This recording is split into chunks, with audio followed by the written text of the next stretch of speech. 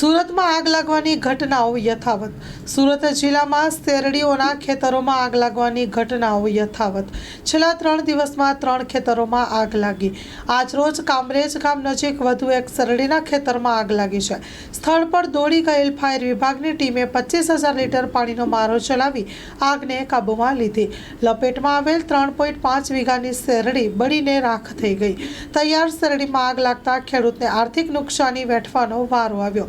આગ લાગવાનું કારણ અકબંધ. સ્ટોરી રિપોર્ટ બાય સુરતથી સતીશ કુંભાણી સાથે કેમેરામેન ચિરાગ રાજકોર. શું નામ સાહેબ આપનું? મારું નામ માર્શલ લીડર હરીશ ભરવાડ. અને શું બનાવ બન્યો હતો?